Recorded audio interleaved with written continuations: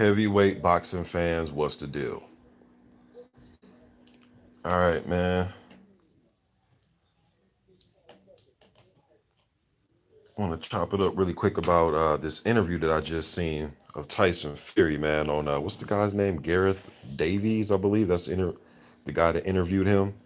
Um, the interview's here on YouTube, man. So I'm gonna wait for a few to come in here and chop it up with you guys, man. Get you guys' opinion about, go back and forth with you guys about this,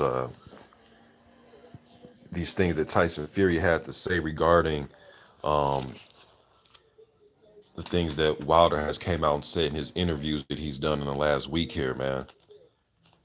Tyson Fury in this interview, he was pretty much talking about that. He was saying that it's convenient for Wilder to come out now after the contract have expired, and as Fury, says, have all these excuses. But he's saying that he will never fight Wilder again. He's saying it's over. Um, pretty much that it's over, and he doesn't want nothing to do with Deontay Wilder right now. Man said Wilder's bringing his character down. You know what I mean? So y'all hit that like button on your way in here, man. So yeah, he went on to say that, man. He went on, but like with Tyson Fury, man, he says a lot of stuff, man, where like during the interview, he said that he doesn't care about undisputed, doesn't care about history or legacy. This one the guy brought up fighting Anthony Joshua, which I think is a very good fight, and I think that fight needs to take place. One of the, at least on paper, should it be undisputed as well. Um, if things hold true right now with Fury still holding on to WBC and AJ still being unified, could be an undisputed fight. But nonetheless, I think those two are, two of the best heavyweights are out right now, man. So why wouldn't we want to see that fight? But Fury, was saying he doesn't, really care about undisputed and legacy. He did say that, pretty much was saying that, when he beat Klitschko, he was undisputed. So doing it again really doesn't mean anything. Well, when you beat Klitschko, you wasn't undisputed because, you guys, the WBC title wasn't on the line the night that you fought Klitschko. But Klitschko was the number one heavyweight, all right? But the time you beat Klitschko, yeah, Wilder had beat Stavern that earlier that year, all right? But anyways, man, back to this interview, man. Also heard Tyson Fury say if he was like the rest of the world, he would sue Deontay Wilder for defamation of character for $100 million. And my thing is shit, but he's kind of joking about it, kind of. It's like, well, man, look, if your name's getting ran through the mud like this, man, and you want to embarrass Wilder even further, well, why not go to court, embarrass him there, and then get in the ring with him a third time and embarrass him again, especially if you stopped him in the second fight and you think from both fights you're just a much more superior boxer than Wilder, and you think it's just easy money, easy fight. I love trilogies, especially heavyweight trilogies. Why would you pass up that opportunity to make good money, to beat somebody like Wilder again, um, and have the spotlight on you? Because this is gonna, like this right here, man. This whole, Wilder coming out, saying the things that he's been saying. This is going to build that third fight up, man. So I want to see why Fury would want to walk away from this. I don't understand why his answer to this would be, "I don't want to fight you." When you think it would be in reverse, it'll be like, "Hold on, you said what? All right, man, I'm about to prove all that wrong. Not only in court, but I'm gonna get in the ring and bust your ass again and embarrass you again." That's the mindset I would have. You know what I mean? So this whole like, "Oh, you talking crap about me," um, I'm just going to walk away from the fight altogether because I don't like how you're talking shit. So Stormy was good, bro. He says Fury is all fluff, no substance, brother. Yeah, man, it's just, and reading the comments and people are, getting more upset. Like, I posted that video earlier about Mark Breland, when he came out and gave his long soliloquy, pretty much addressing nothing. He started talking about his girlfriend and all types of shit that had nothing to do with Spike Water. But anyways, people are like getting, like, fans are getting more pissed off to people even saying that the issue just take it to court.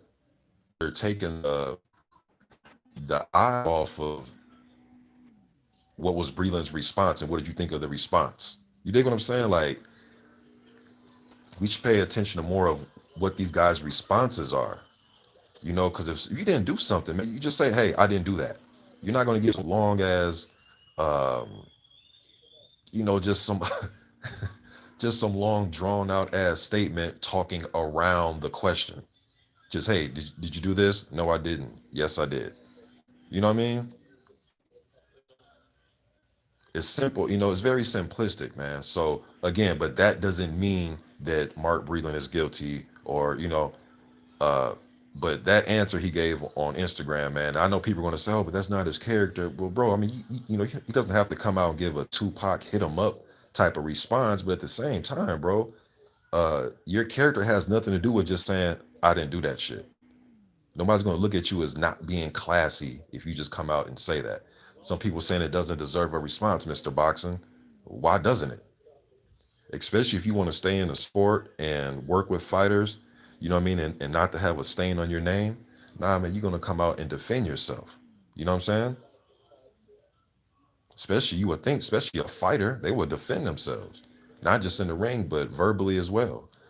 So this whole quiet, I'm not that type of guy, I'm a classy guy, and that's all good. Mark Breland is probably a very classy guy, man.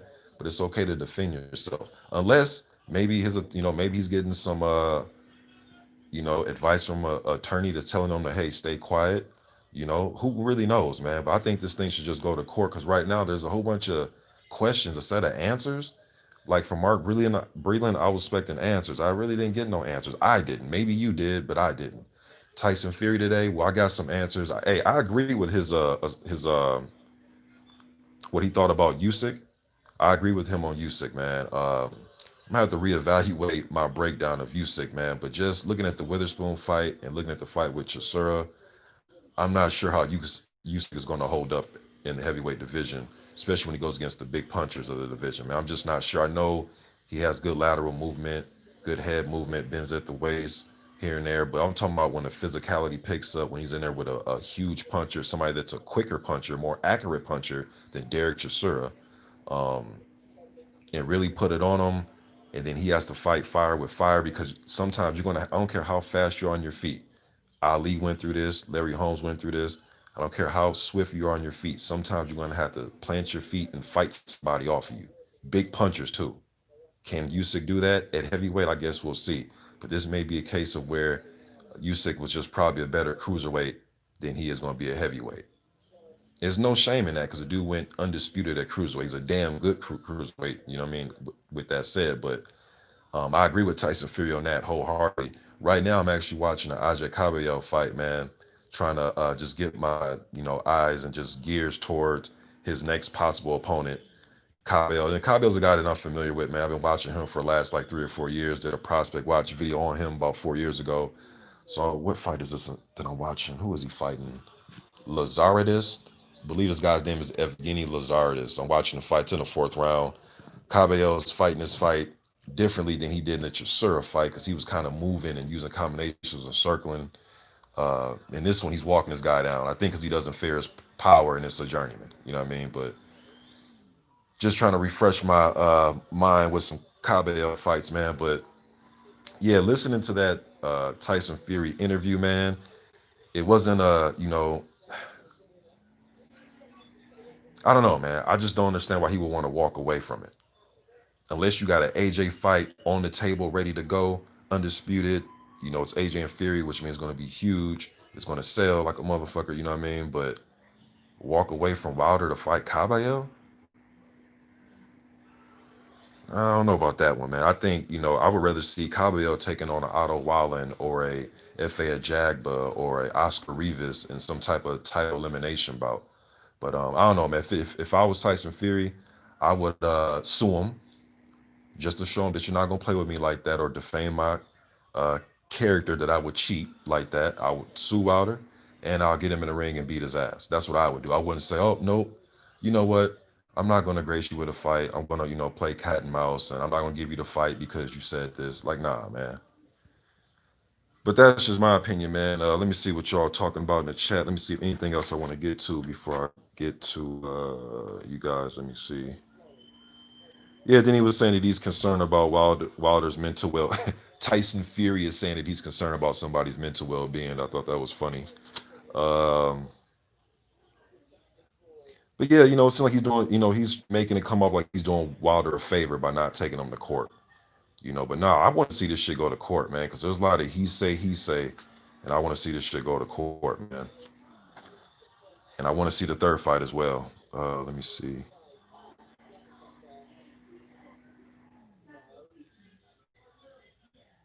That's pretty much all I'm gonna get. Let me see what you guys talking about, man. My man Dan, that man boxing up in here. What's good, bro?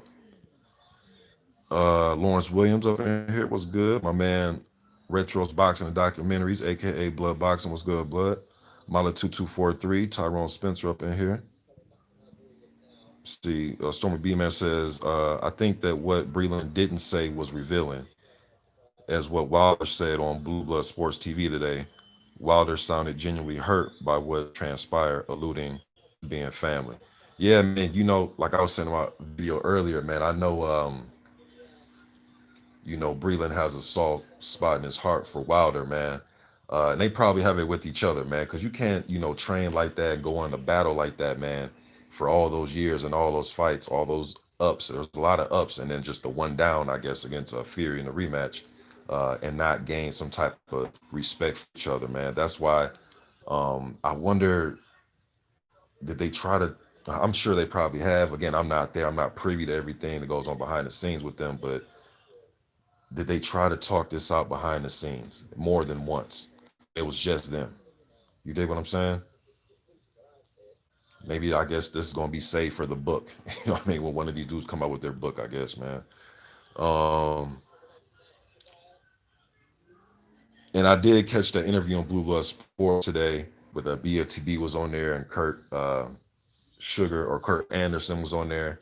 One thing I did like what Wilder said, and I did a video because it compelled me to do it, is he said if there's no Fury fight, he would fight Andy Ruiz. I did a video about that, about my feelings about the fight. Go check that out. My man Lion Killer Podcast, I'm here. What's good, bro? World Breaker up in here. What's good, fam? Let me do this. And I thought World Breaker quit making videos, man. I finally caught up with him was it like last week? Didn't even know he was still on YouTube.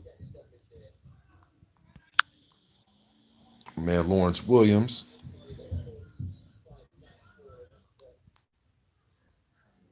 Let me see.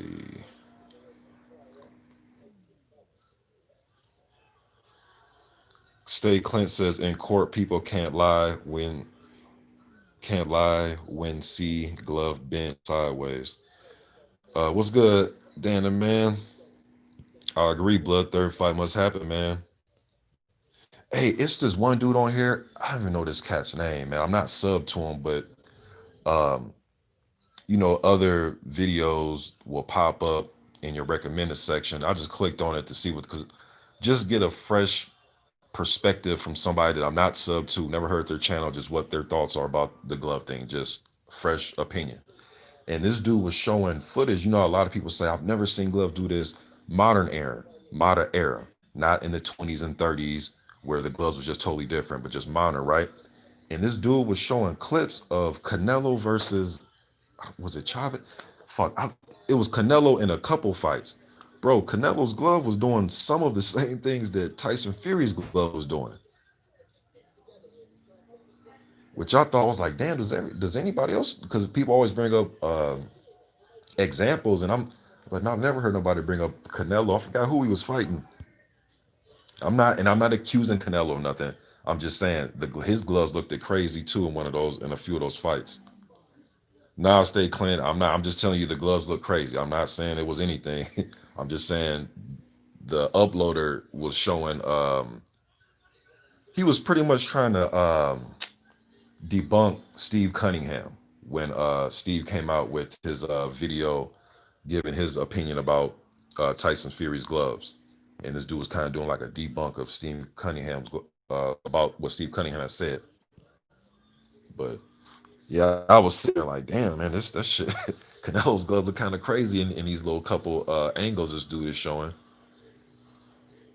It was footage too. It wasn't just like just pictures. It was like footage of Canelo.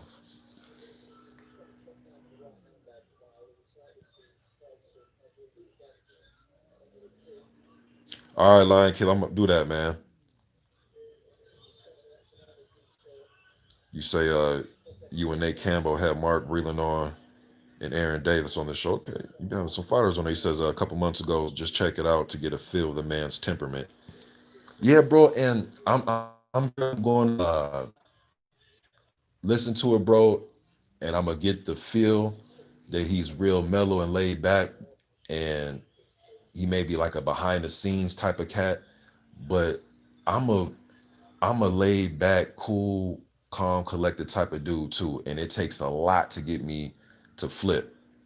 However, though, man, there's a time and a place for everything, bro. And I know you understand this that sometimes you gotta just stand up and defend yourself, man. And just in simple, classy, hell no, I didn't do that. Or no, I did not spike his water. Something just clear, concrete that we can understand. It just came off like it was just rigmarole, man. I'm just being honest with you, bro. It just came across like rigmarole, you know. Lawrence Williams says, Mr. Boxing, did you see Stephen Shaw has a fight coming up on NBC December 19th? No, I did not, but thank you for the information, my brother. I'll definitely be looking for Shaw, man. He got quick hands, kid out of St. Louis. Used to train with Cunningham. I don't know if he's still with Cunningham or not, but definitely want to see more of Shaw, man. Quick hands. I think he's an underrated prospect. Andrew Charles was good. My man Blood said he agrees. Summer B Man says, I do believe that certain fighters have been able to get away with tricks and advantages that make experienced cornermen all the more important. I agree. And I do think there's little dirty tricks of the trades and things that they'll, tiptoe the line with and try to bend the rules just enough. Obviously, that's every sport, whether it's combat sports, basketball, football, there's always something where teams, coaches, players, whatever, are trying to find the advantage up into the point to where it's, quote unquote cheating. You dig what I'm saying? So I totally get that.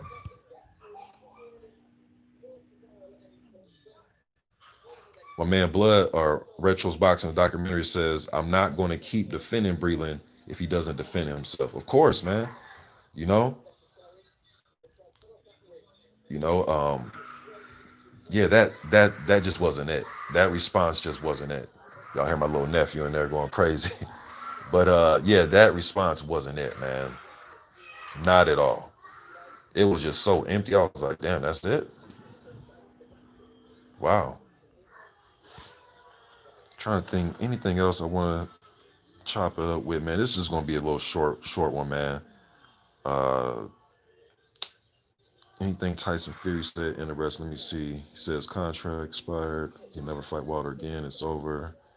He claims that he agreed to all the dates and all that shit. Yeah, just But at the end of the day, man, why would you want to walk away from a legacy fight like this? But then, hey, he also said he doesn't care about he doesn't care about legacy. Tomorrow he'll probably say he's all about legacy and undisputed. That's Tyson Fury, y'all. So sometimes when he talks, man, well, just not Tyson Fury. A lot of these fighters, man, they say one thing on Monday, and then Friday they'll be saying something else. I know how the story goes, especially talking about boxing here on YouTube and actually following this and updating the fans on certain stuff. This is nothing new. They all do this shit, So um, tomorrow you might hear Tyson Fury say he's the best heavyweight of all time. You know what I'm saying? So Grape Drink says, I wonder who had more lame excuses, Wilder or Pacquiao. Robot Wookie says, he says, who in here believes Wilder is not going to fight again? Ernest Terry, what's good, bro? He says, Mr. Boxing, Deontay sounds like George Foreman sounded in 74 after Ali KO'd him. Remember everything Foreman said then, sound a lot like Deontay's excuses today. And I'm a Deontay fan living in the great city of Huntsville, Alabama. Um, shit. What after the Give me one second, y'all. What's good, Haplotype? My man G Funky up in here.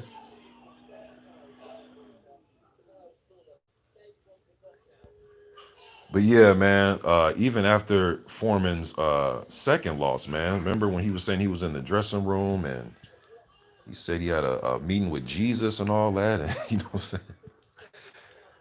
Man, these athletes deal with losses in a different way, man.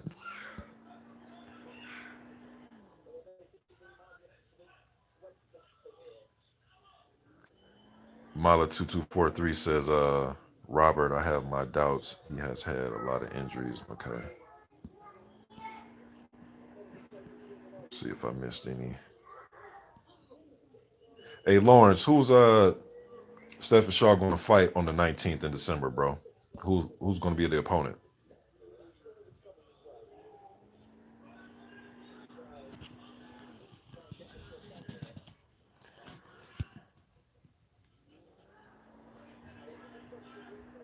Let me see here. Robot Wookie says Foreman never did what Wilder's doing now, not even close.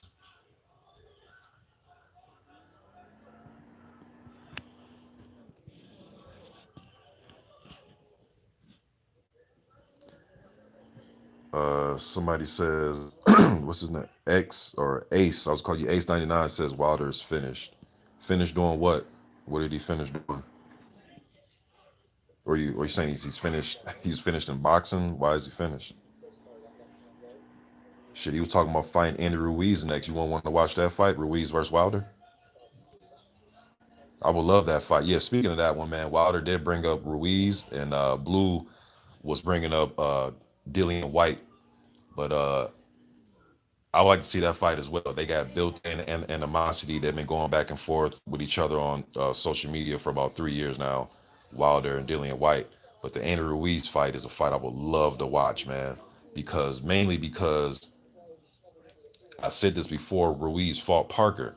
For my prediction video, one of the keys of victory that I thought, at least, just do it on YouTube, sitting behind the screen talking. But what I saw, what I see from Ruiz through his career, the punch he's most susceptible to is a straight right hand. You know what I'm saying?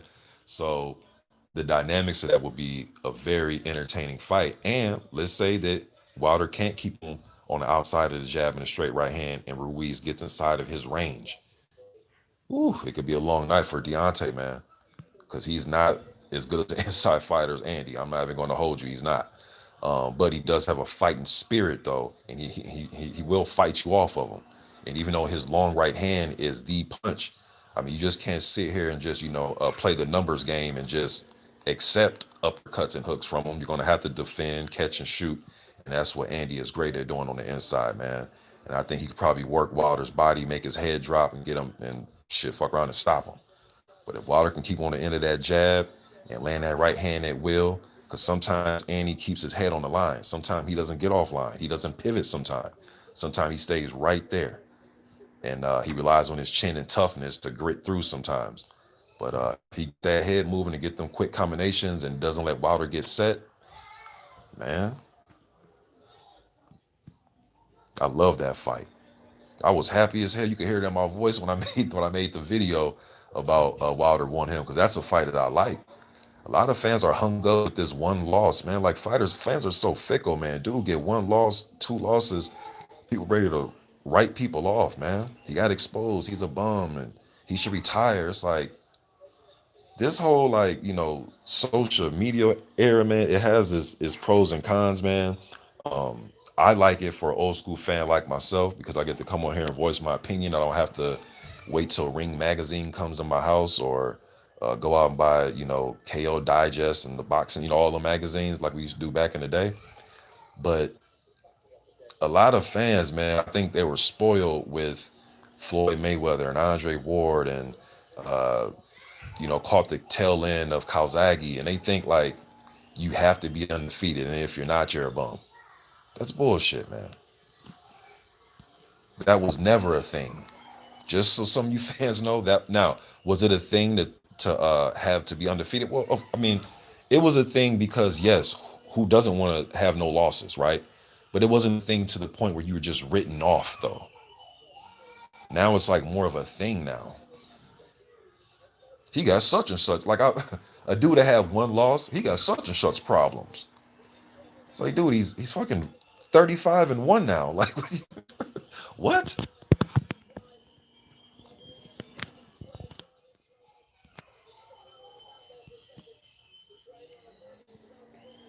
Let me see here.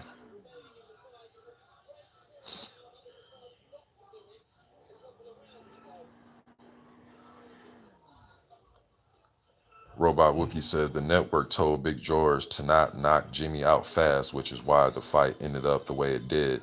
Bert Sugar wrote about it. Oh, he did? I've never and I research a lot, man. I've never heard about that. I have to look that up. But what we not gonna do though, but what we not gonna do, Robot, is sit here and act like Jimmy Young, regardless of if the network told Big George whatever they told him. We ain't gonna sit here and act like Jimmy Young didn't have the boxing skills and the defense and the counter punching ability to get over on Big George that night. Because we know Big George don't like when you move on him, man. Big George don't like that. He even though it was an older Big George, he didn't like Tommy not Tommy Hearns. He would have knocked the hell out of Tommy Hearns, but Tommy Morrison, he didn't like Tommy Morrison moving, right? Definitely Ali was mixing it up on him. He just bamboozled George, but Foreman really didn't like when you moved on him like that though, man. That's why I think, just my personal opinion, that's why I think he stayed away from Larry Holmes. But you didn't hear that from me though. You didn't hear that from me.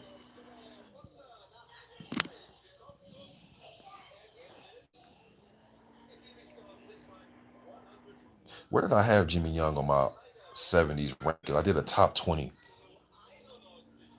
I think I had Young fourth. Did I? No, fuck.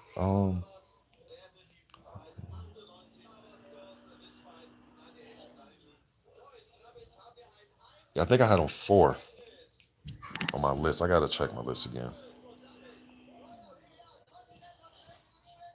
Ernest Terry said Wilder versus Dubois.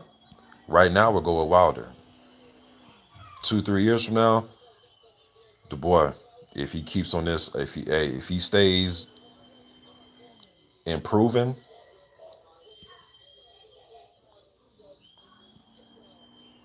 Andrew Charles says I would love to see Ruiz get in shape and fight Wilder. Yeah, I would. Yeah.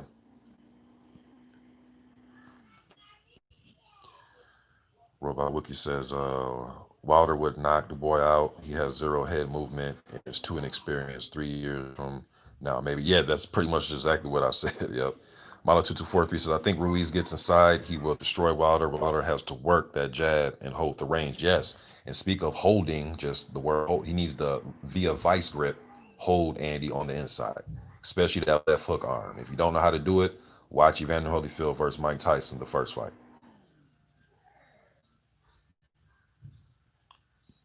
And because if Duopa was able to get that type of real estate, just think if Ruiz was right in on Wilder the way Duopa was, and Duopa was able to swallow Wilder's eye, you know what I mean? Just imagine if Ruiz got that close. Well, Ace 99, you say Wilder said he would retire if he lost to Fury. Okay, fair enough. But he just said, literally, bro, literally just said on Blue Blood Sports TV that if no Fury fight, guys that he would like to fight, one guy he brought up was Andy Ruiz. So that's what he just said. So that information is a lot more current than Wilder saying if I would lose. So you're saying if he would lose, meaning that he said that before the second fight. That's what I'm assuming. And then you also said Wilder was planning a fight with Tommy Morrison, but felt he would lose. Come on, bro. If you're gonna troll, man, at least come with some better jokes than that, man. Tommy Morrison. Come on, man. Rest in peace to Tommy Morrison.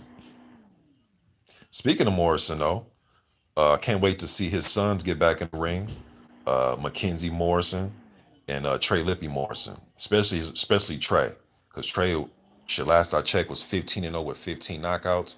He had the victory over Ed Lattimore. They were both undefeated on Showbox down there in Oklahoma. Trey got a little following down there in Oklahoma via like his dad, and they started having all types of injuries, man. I know he suffered a nasty gash. I did a video about it, a nasty gash over one of his eyes in a training camp, and then he broke. I think he broke his hand in the training camp. Then had another injury. So he just had an injury filed year, full year. One I think it was shit 18 or 2017. It was one of those years, man. It was just a bad setback year for him. He was gaining some steam and getting interviews, and I was doing people were doing videos on him. He got articles on boxing scene and all that. Then those injuries hit and kind of disappeared on us, man.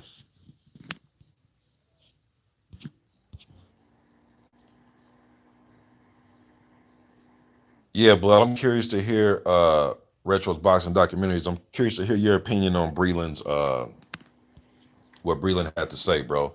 And if you haven't caught Tyson Fury's interview, it's on what's that man name? Davies. What's the dude's name? Man, I forgot the dude's name that Fury did that interview with. Davey. I said the beginning of the Gareth Davies. I'd love to hear what you have to say, blood. Let me see. Haplo says Foreman versus Usyk. Oh, he trying to get Usyk killed, Haplo. Now, yes, I did say Big George don't like moving, but you got to have a little bit of pop to make him respect you as well. Young was able to put him down. We know what Ali do, and Tommy Morrison had some pop. You know what I'm saying? So, but Usyk, nah, you're gonna need more pop than that. Usyk, may need to ask Hennessy with his pop, because boy, he cannot crack at heavyweight, man. And I know people say, Mr. Boxing, what about Chris Bird? I know you're gonna bring up other people, but they had different type of intangibles, man. I guess we'll see though, man. I'm not going to count Usyk out until somebody puts him on the back and the ref counts him out. But I'm not going to count him out until it's all said and done. But just looking at it, I don't know. My opinion going to change on him, man. Uh, Grimace '08 says Julius Long versus Valuev. Whoever is taller wins the fight. Who you got? I'll definitely take Valuev in that fight, man. I think Julius Long is actually still fighting. I swear, man. I think Lucas Brown's fought Julius Brown or Julius Long about 2 times. Josh Spencer says Frank Sanchez looks like he may be a problem in the future. He's trained by Eddie Reynoso. Yep, I like Sanchez. He goes for the kill. I would like for him to, again, I'm just a dude on YouTube talking shit, right?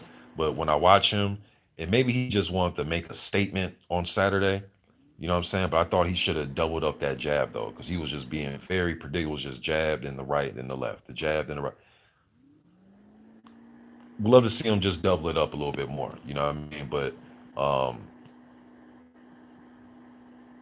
he definitely went in there and did what he had to do though. But I would love to see him in some type of title elimination fight, man. Against a Charles Martin or pretty much any heavyweight that you name.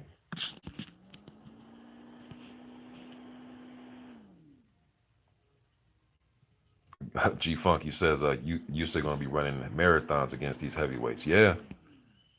And Chisora, as tough as he is, as grit and determined and bite down on the mouthpiece as he is considered by most fans and pundits as a middle of the pack type of heavyweight.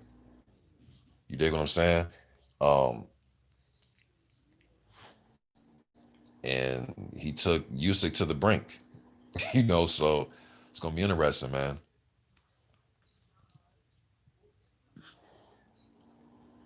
Let me see here. Grimace always says, bro, Magmadov versus Herkovic, who you got? Ooh, that's a good one, man. Magmadov versus Herkovic. I'll probably go with Philippe in that fight. I'll go with Herkovic in that fight.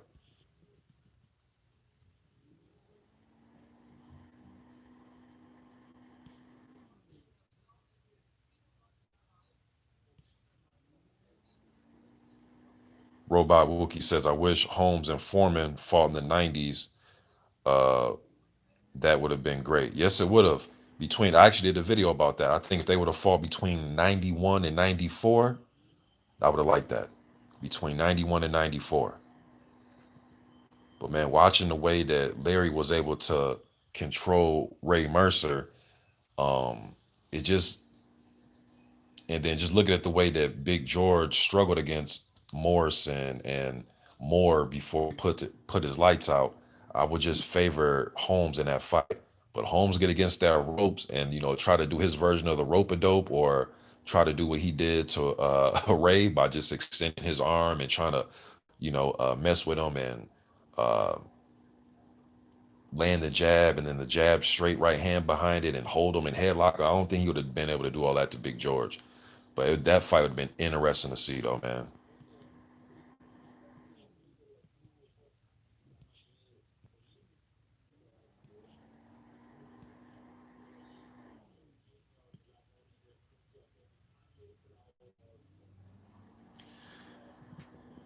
Yeah, Robot Wookie. But the thing is, though, but see, okay, you say, shouts out to Hat Man.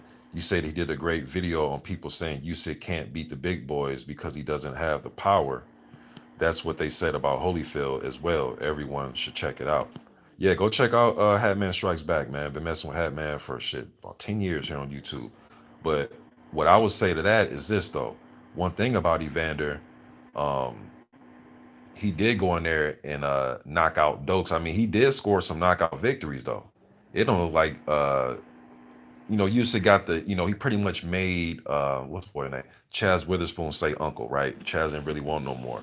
But the thing about Evander is, yeah, they were saying that about Evander, but nobody knew how big Evander Hart was.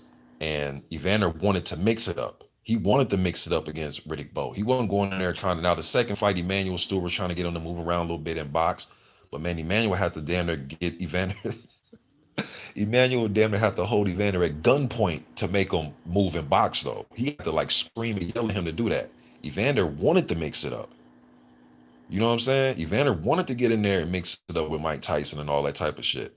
And Usyk wants to mix it up with the big boys too. But what I'm saying is Evander went in there to fight. That's not how Usyk is, though. Usyk is trying to stay away. So if anything, I think he'll be more comparable to a Chris Bird type than a Evander Holyfield type. That's my opinion, though. But yeah, go check out my man, Hat Man, and his thoughts about Usyk competing with the big punchers at heavyweight.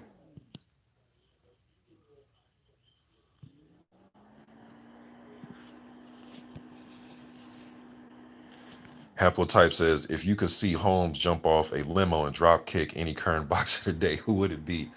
You talk about the classic Larry Holmes jumping off the limo and kicking rest in peace to Trevor Burbick. Um, I think Dillian White. I think Dillian White could piss him off just enough to where he jumps off and kicks him in the face. I think Dillian White would piss him off enough for him to do it. If there's either Dillian White or Jarrell Miller. I think Jarrell Miller or Dillian White would have pissed off Larry Holmes enough. Bro, do you know how mad, and I've said this before, you know how mad you gotta be, man, to literally jump off the top of a limo and try to drop kick somebody? And I think Larry had on some damn some damn dress shoes. If I'm not mistaken, did he have tennis shoes on? I think he had like some snakeskin boots on or something when he did that shit. You gotta be extremely mad at somebody to do that.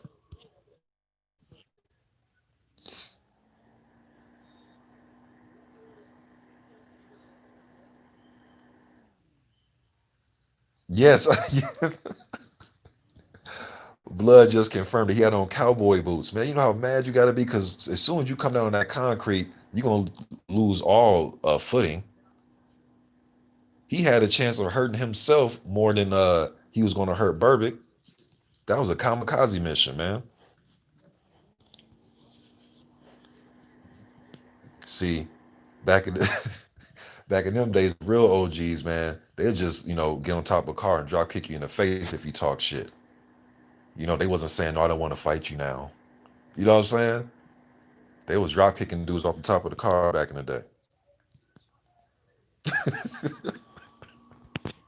Hey, Blood, and not just Blood, but just all my old school cats, man.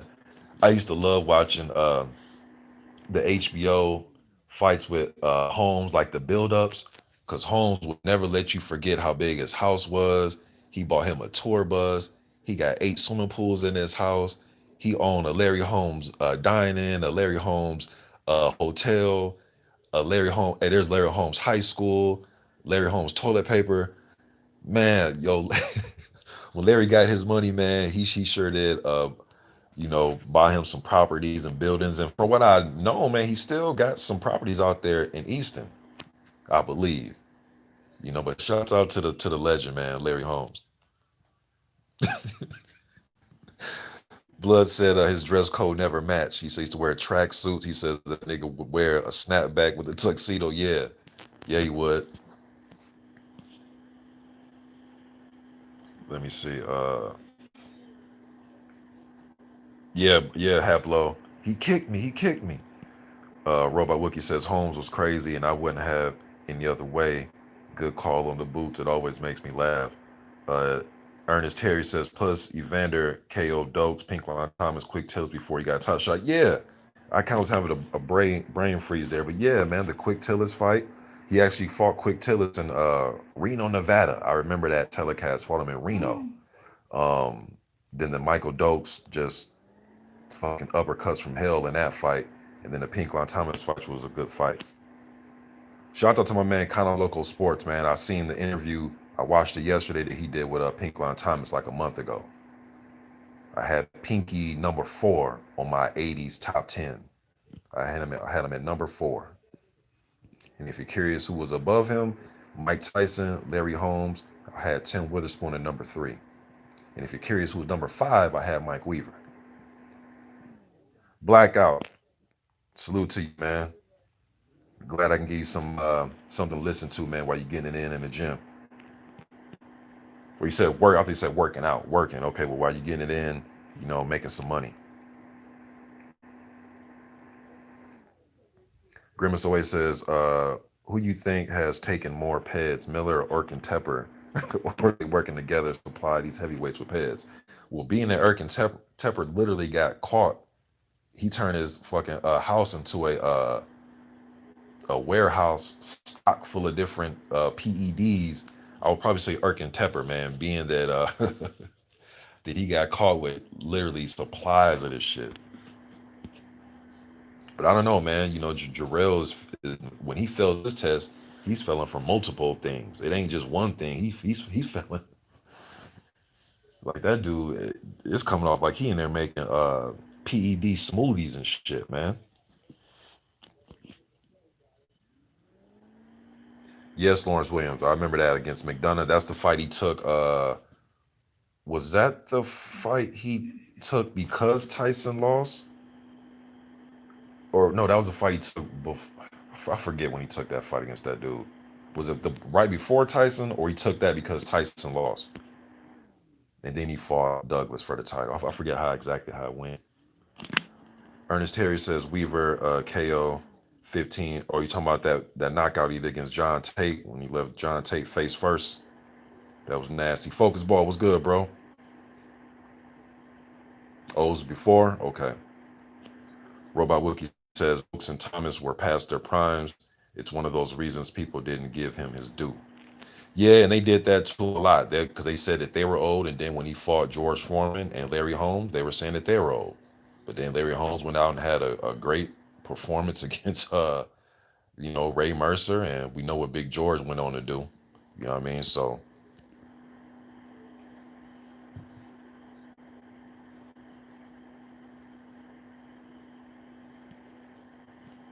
there's something I was gonna respond to. I didn't skipped over it.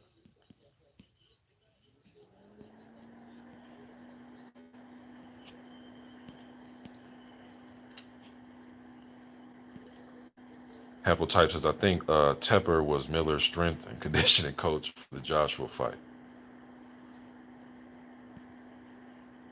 And then Big Baby was coming back to make a fight against what's the dude's name, man?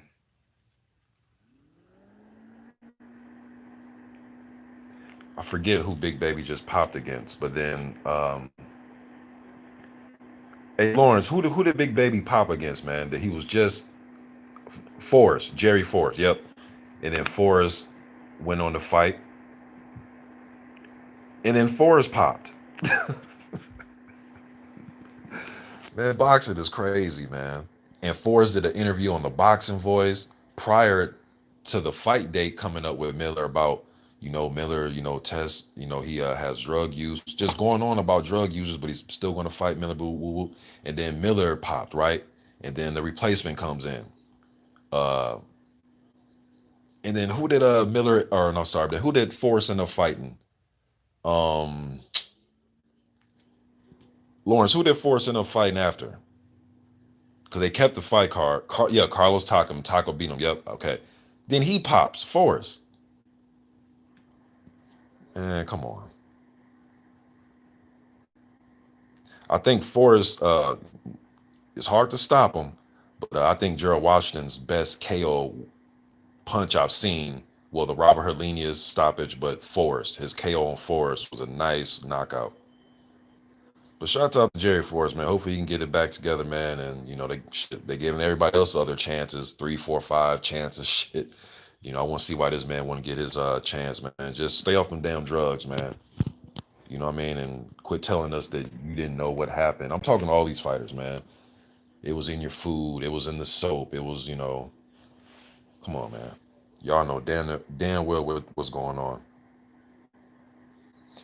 Yeah, Robot Wookie. These a lot of people that I've been riding with, man. You know what I'm saying? So there's a lot of some of the guys I just met over the last couple years, but guys like Blood Boxing, I've been knowing Blood for 12 years, been knowing Haplotype for about 10 years. Mala 2243 has been coming to my channel about 5, 6 years. So on and so forth, man. So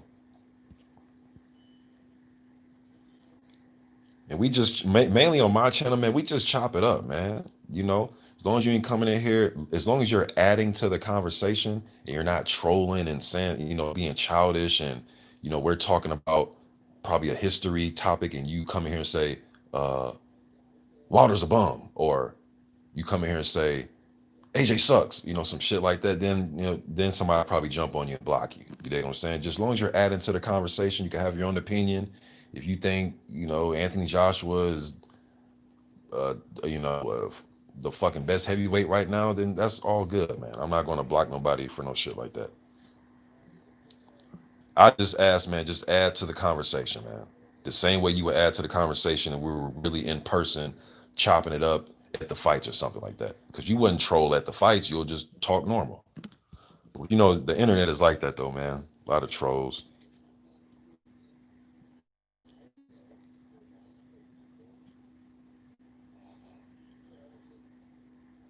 G Funky says at Lawrence, I have that Holyfield versus Rodriguez fight on VHS. Yo, speaking of Holyfield, man, no, not uh, um, not Holyfield, but Holmes. I was watching Holmes versus Bone Crusher Smith last night. I don't know for the 100th time, but anyways, man, even there were parts in that fight where when Holmes couldn't get his right hand off, his jab was so effective, bro. He literally can win fights. And I know this isn't news in the body, but just with the jab. In that fight with Bone Crusher Smith, he was looking for the right now. He was landing it. Don't get me wrong. He was whipping that motherfucker on Bone Crusher. But there was parts in the fight where he was looking for it. He was trying to find it, open and throw it. But as he was doing it, he wasn't throwing a probing jab. He wasn't just sticking it out there. No, while he was trying to find a home for it, he was making Smith pay with the jab. I mean, busting his face up. Bust his nose up, gave him a cut. He was fucking him up, man. Larry Holmes has one of the quickest 1-2s I've ever seen in my life at the heavyweight division, man. I know Vladimir had a really good one. Obviously, Ali. Um, with Lennox, will get in a good rhythm. Can't forget Joe Louis. He had one of probably Joe Louis, probably the most effective short far as short punches. Powerful, probably Joe Louis, probably the best with the technique and form that I've seen. But just quickness of the 1-2 that I can just visually see through video and tape. Larry Holmes got to be up there, man. Easy. I'm not sure, Ernest. I'm not sure Bone Crusher is still alive, man. Hopefully the OG is still alive and walking. He was an anomaly, man, especially back in the days, man. College educated, and I remember his fight that he had with Razor Ruddock. Good and entertaining slugfest. Obviously, his fights with Witherspoon and all that, and the hold fest he had with Mike Tyson. But one of the better nicknames of that era. Just shit, period. Bone Crusher. That just sound like a scary motherfucker, don't it? Especially when you a kid and hearing, you know what I'm saying, Bone Crusher Smith is about to fight. Oh, he is? Okay, yeah, Bone Crusher is alive, man. God of War says, what's your most anticipated fight in 2020? Um, well, bro, it was going to be Wilder and Fury 3. Um, Dubois and Joyce. Probably say Dubois and Joyce. Right now that I can think, I'll probably end this live and fucking think of 5 other fights. But as far as heavyweight, Dubois and Joyce, I like that one.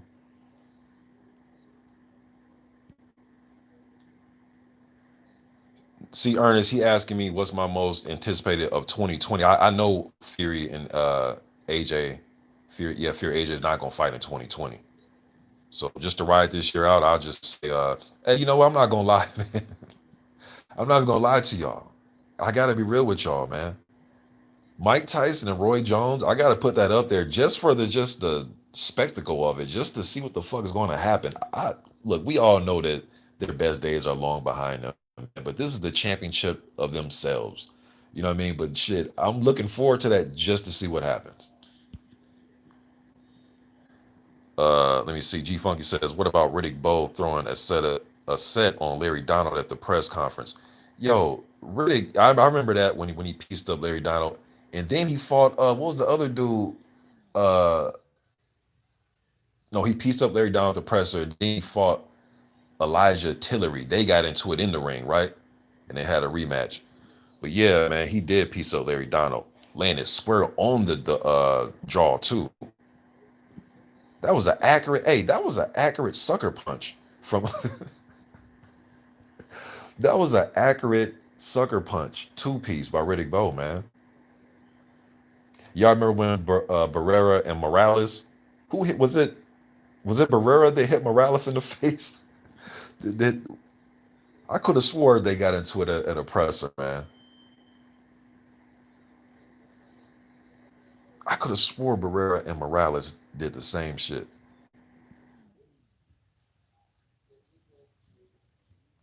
Lawrence Williams says Larry Donald, Greg Page, Tyrell Biggs was poor man's Ali. Yeah, bro. And you know what? I can't really fault them, especially Greg Page and Tyrell Biggs, because they were coming right off the back of the late 70s. So just like, and I know you know this, Lawrence, but I'm just explaining it to some people, man. It's just like when you see the younger guys at 140, 147, 154, 135 that come into the game um now or 3 4 years ago or 4 5 years ago. Who do they want to mimic? Floyd Mayweather. Everybody wants to have the Floyd Mayweather defensive posture. Motherfuckers getting clipped, knocked out. It ain't even their style. You know what I'm saying? They getting their ass whooped using this style. But fighters, it's like whoever's the it fighter of that generation or that decade, a lot of fighters, a lot of clones come after and try to duplicate. And some do a damn near can do a damn near good job. It's damn near like a Kobe Jordan thing, where Larry Holmes to me is the closest thing I've seen to an Ali. Although I think they were different in certain ways, but he's the closest I've seen to an Ali for me. But yeah, of course you had the um, to some degree, you know, like a Big John Tate or even Michael Dokes who shared the ring with Ali in training camp when Dokes was super young and Ali was at the end. So a lot of those guys were influenced by Ali and was trying to mimic his style and fight like him and move around like him. Coming off that era of Ali. You dig what I'm saying? So, and even like what this happened with Roy. I remember when Roy was at his height, like that, 93 to, when he hit like that 2002-ish, that height, bro, whenever, even when I was in high school and in college, you go to slap box with somebody or, mess around with your cousins, y'all about to, who they gonna try to mimic? Roy. Everybody trying to mimic the Roy Jones stance and style. And I've always caught that, man. Like whoever is the it boxer of that time, whatever, that's who a lot of up and comers try to mimic. Or is that just me? Is that just me? Because that's always what I thought. My man, the J Rooster, what's good, bro? I still ain't checked that out, man. Somebody told me about that, and I still haven't looked at that. I need to check that out. I'm gonna check it out after this, man. Gotta see what the OG talking about. Ernest Terry says I can't see Floyd beating the early '80s Ray Leonard. I don't either. That's a whole different topic. Iceman Cummins said, did Morrison boys retire? Hopefully they didn't. Be Easy says Barrera Morales hated each other. Supposedly they're buddies now. I think they're fighting an exhibition soon. Yeah, I heard about that exhibition. Um, Tua was the let me see. Okay, he's talking here. Okay, it was Barrera that hit Morales. Hey man, speaking of, I got one half of HCP up in here, G Funky Boxing. Go subscribe to his channel. Um, D Style did a video, man, this had been some years ago, man, where he broke down like just the whole history and the Morales and Barrera. Excellent video, man. Excellent video. Grimace always says, bro, you think a straight right hand from Wilder landing on David Tua's chin would knock him out, or would he eat it like a bag of Cheetos? Um, hmm. Tua could take a shot. He could take a shot. I've Only time I've seen him off his feet was as an amateur when he fought Felix Savant. That's the only time I saw him off his feet. I'm trying to think. I believe it was Savant that stopped him as an amateur, but I don't know, man. Just playing the number game with Deontay Wilder's right hand, just saying, can this guy survive? Man, I really don't know, man, because that's just like an atomic bomb. You know what I mean? But can you knock out just everybody? No, but he's come damn near close. But if put it this way, if there is a handful of guys at heavyweight in the history throughout the sport that I think could take his shots and get it to the 12th round or something like that, it is a David Tua. I know what people are gonna say. Oh, but Stavern was able to. Yeah, but then Stavern got a rematch and got ran over as well in the first round. Um, but shit, it wouldn't surprise me. But hey, man, the hell with all that. What if David Tua lands a left hook on Wilder's chin? Well, he eat it like hot Cheetos. You know what I'm saying? So that's why I love the heavyweights, man. Because shit, you never know. It ain't just Wilder. I know your question was fitted for what you asked me, but shit, what if David Tua lands a left hook?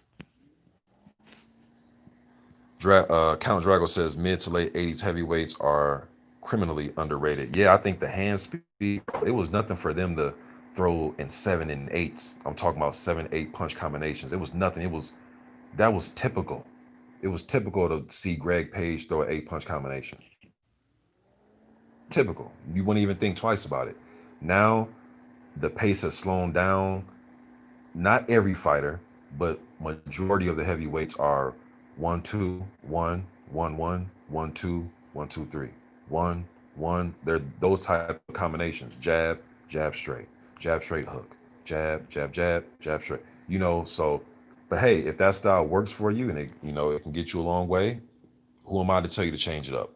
But it just seemed like guys in the '80s, man, just had faster hands, or they're just more willing to just throw combinations. It was just more. They just seem more fluid as fighters, and maybe it's because more percent of those guys came from learning boxing at the ages than some of these, especially the American guys. Not all, but majority of the American guys are literally taking up boxing at 19, 20, 21. You know what I mean? Oh, you caught that video? Be easy that D Style did. Yeah, that was a really good one, man.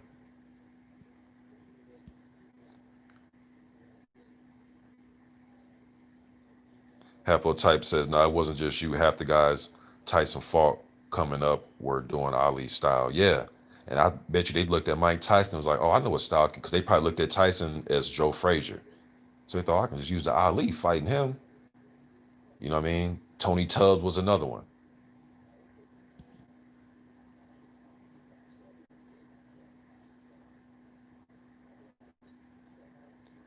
Ungar says Tua was about 12 in that fight. No, he was older than 12, bro. Come on, Ungar. He wasn't no damn 12 now, man. He could have been like 19, 18 when he fought Felix Savant. He wasn't no 12, bro. Come on now. Oh, Bear knocked him down. Okay, I can't remember exactly, man. But I'm talking about Stop got put out of there. Now I know he would, he was having troubles with Rockman in his fight, and uh, I remember when he knocked the hell out of Oleg Maskeyev.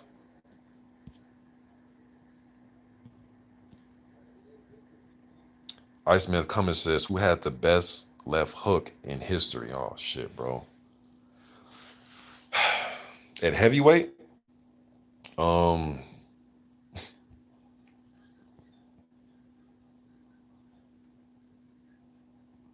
I'll be doing you an injustice, bro, if I just blurt it out and just any name, just some names in there that would be in my brainstorming that I will put in there. Obviously, Mike Tyson, Tua, Frazier. Um, I really have to sit down and think of that list, man,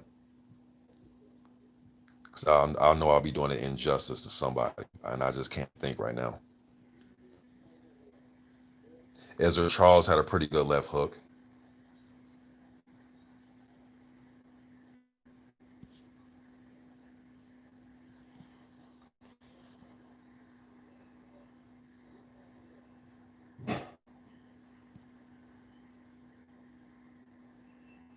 Robert Wookie says Cooney had the best left hook. He probably had the best left hook for about 2 years. You know what I'm saying? He probably had the best left hook for about 2 years when he was running through all the guys that pretty much had nothing left, the Youngs and the Ken Nortons and all that. So yeah, for about 2 or 3 years there, he looked like he was indestructible. He's going to run through everybody and knock everybody out. Now, no disrespect to the OG, still alive. I like the work he does on his I think he had a podcast or something. But respect to him and what he does for retired fighters. I know him and Larry Holmes are best of friends now. But he had a damn good hook. But the best in history, I won't say the best in history. But for about, like I said, about 2 3 years when he was undefeated and coming up, yeah.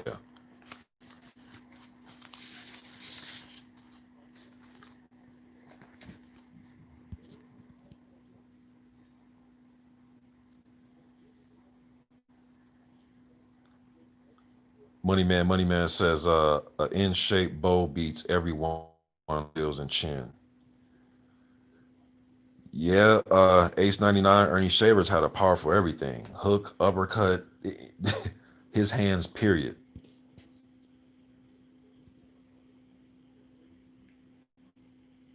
Iceman Cummins says Morrison stopped Bo in 2 rounds in sparring.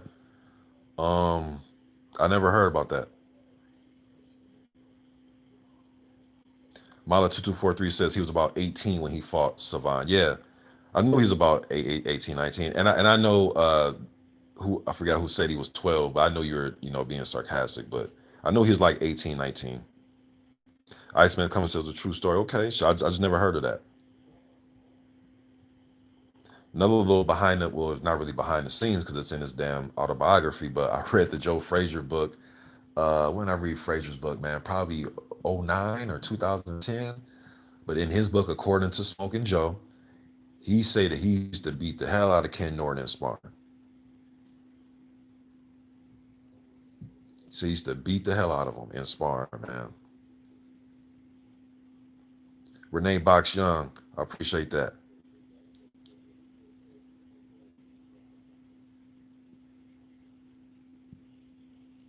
Yes, Ernest Terry. And then I've read Larry Holmes' autobiography as well. Um, and in his book, he talked a lot about Ernie Shaver. He got knocked out cold, but then when he hit the canvas, he woke back up.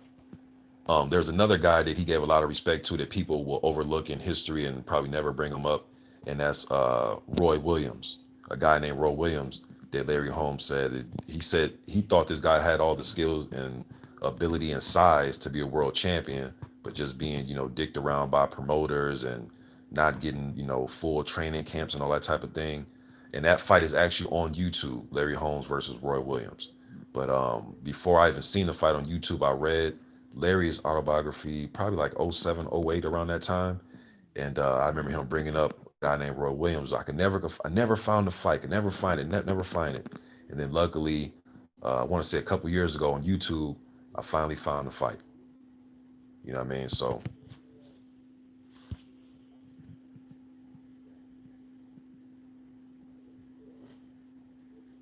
for real, blood, you being sarcastic, bro. It's hard to tell sometimes blood in the comments if blood being sarcastic. I seen that video you did too the other day, bro. That shit, I just started laughing, man. As soon as you start saying your top five, I knew you were bullshitting. Uh, oh, okay. It's just a lot of gym war stuff, man. A lot of stuff you hear in the gyms, and I love listening to the older fighters talk about gym wars. I love. That's why I like that interview that kind of local sports did with Pink Line Thomas so much because he's saying guys I never heard of that he had to spar against and come up, because you got to come up in the gym to prove yourself, man. Larry Holmes talked about it in his book. All of these guys talk about it in their book, man, where, and I'm just making up a name, but they'll say some shit like, to prove myself, I had to fight Mad Dog Johnson for 3 rounds in sparring. This motherfucker had no teeth. He was 6'9", just got out of prison. I had to prove myself every day against Mad Dog Johnson. He used to beat my ass. And Mad Dog Johnson ain't, probably was, 10-5 as a fighter. But them gym wars are something else though too sometimes, man. Especially when you're up and coming, trying to prove yourself and get a promoter behind you to want to sign you and all that type of thing. I remember Larry talking about him and Shavers going at it before they became who they were in the gym up in Gleason's. You know what I mean? So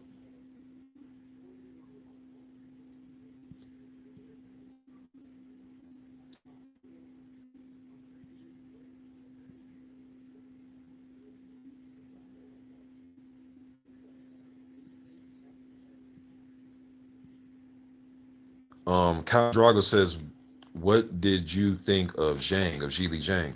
I thought, I put up a poll and I was asking the fans who's heavyweight performer of the night. And I'm gonna do more of that, man. The weekends that we have multiple heavyweight fights, I'm gonna put up a poll and have you guys vote, man. And then I'll, post the winner that Sunday night. But anyways, I thought Zhang had the performance of the night 'cause I thought his knockout was clean, clear. You knew what happened. You know what I'm saying? And he set it up very well. And it was hard thudding 1-2, and I thought it was clean. And I thought all the guys that won last night pretty much dominated all their fights. Luis Ortiz, Herkovic, all those guys, Sanchez. But I don't know, man. I think Herkovic had a pretty good showing too last night because Rydell Booker's never been stopped, and I know he's an older fighter, but shit, the last year and a half or so, he's fought Jermaine Franklin and he fought Pulev, and they couldn't get him out of there either. So for Herkovic to put it on him like that and get him out of there, I thought was impressive, for what it was. But Zhang, I just want to see him get a big fight now. He's 22-0. He's 37 years old, two-time Olympian. I don't think he needs to, keep, uh, just stay sharp, come in shape, and just throw him in there and see what he got now. I don't think he needs 3 more years to refine his skills. Like the dude's 37. He won a silver in 2008 at super heavyweight, and then he got bounced out the first round in 2012 at the Olympics to Anthony Joshua. But I just want to see what he has, man. He has heavy hands. I did see him get dropped against Juan Good, and he got dropped by a wild looping right hand from Juan Good. So maybe that's why Eddie Hearn was talking about possibly getting him in there with Chisora in 2021. And it's not the guy I would want him seeing with, but if we had to just put him in there with Chisora until something else develops, I wouldn't mind. Um, and if wide looping shots is something that he is having trouble getting out of the way with, that's what Chisora loves to throw. And he's going to come forward. He's not going to back up. Lee's not going to have to go looking for him in the ring. He's going to come right to him. And Chisora could be walking into a knockout loss. You know what I mean? You can only walk down people for so long, man, until you walking people down is bad news for you. You're getting caught flush by coming in and not getting your head off the line. You're eating uppercuts and straights to the face, you know what I'm saying? But because the style that Chisora fights in, it's great for us to watch. I love it. It's grit, bite down on the mouthpiece, competitive. I love it. But it only lasts for so long, man. It only lasts for so long. And some of the greats have fought in that manner, like a Joe Frazier or Mike Tyson. It only lasts for fighters that fight in that mode. It only lasts for so long, and you can still be an all-time great. Okay, so I'm not saying you can't be great and fight like that, but it only lasts for so long. Ungar says Zhang has greatly diminished. His first loss is just around the corner, in my opinion. Ernest Terry says we were robbed of Bo Lewis for whatever reason in the early 90s. Yeah, yeah, sad. Mala2243 says, okay, he's talking to Ernest. Mala says Bo put his best on Lennox in the first round at the Olympics, and Lennox took it. Then he started overpowering Bo. Lennox had skills and was a stronger fighter as well. Yeah, yes, he was. Yes, sir. What's good, L file player? Try to take a couple more, you guys. I'm gonna go ahead and jump off this, man. Get up out y'all's way. Let me see. Grimace says, bro, you think Chris Arreola talking smack, saying Gassiev is the hardest puncher he's ever been in the ring with? I mean, Wilder cleaned that fool out and may have, and he have the nerve to say Gassiev hits harder. Grimace, I remember, I actually did a video about that, but from what I remember, bro, I think that they were asking Arreola who's the hardest puncher in sparring. And he did say Gassiev, but I think he was referring to sparring, just who's some of the hardest guys he sparred against. And he did bring up Gassiev, but he did say Gassiev can crack. And I don't need him to say it. I've seen Gassiev at cruiserweight, and I've seen him hit the mitts and shit like that to do. And he has a really good damn left hook. I remember he was in a training camp with Golovkin, and he was cracking the damn mitts. And he showed a lot of power at cruiserweight. Now, will that power move up with him at heavyweight? We will see, but he's a lot younger than I thought too. I think Gassi was like 20, he's in his 20s. For some reason, I thought Gassi was like 32 for some reason, or 33. But I think Gassi was like 25. Somebody correct me if I'm wrong. I think he's like 25 years old.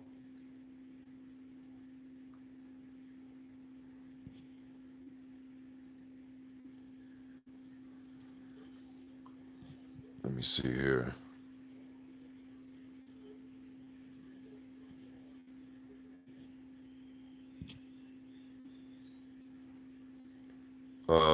Count Drago says, do you think Tony Yoka can KO Christian Hammer? Um, hmm.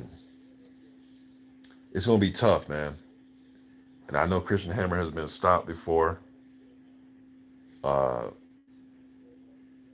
I've seen him get knocked out cold against Marius Wack. If Yoka if he can land a good right hand or just put a high pace up on Hammer and make Hammer start to come out of that defensive high guard shell, because he's gonna try to wing shot. I think he's gonna try to punch in between Yoka's combinations, and maybe he can get him into an exchange and hit him with something he doesn't see. But if Hammer gets into that high guard shell thing and he can see the punches coming, he knows how to survive, and he has enough experience where he can survive this kid. Because he did it with Pavek and he did it with Ortiz. So he won't be intimidated of just the sheer power, but I think he can probably do something that Ortiz and Povetkin wasn't able to do, and that's set up his power shots with long range and long distance in his reach, and use his youth to his advantage, and pick up the pace of the fight and get this older fighter into a higher pace fight. Probably wear down that gas tank, target that body as well, and then find something upstairs where Hammer doesn't see it. But if he just head hunts Hammer, and Hammer puts the high guard up, unless he can split the guard or come around the guard, I see him just winning the decision of UD. But hey, you guys, I appreciate you guys chopping it up with me, man. Until next time, y'all be good. I'm gone.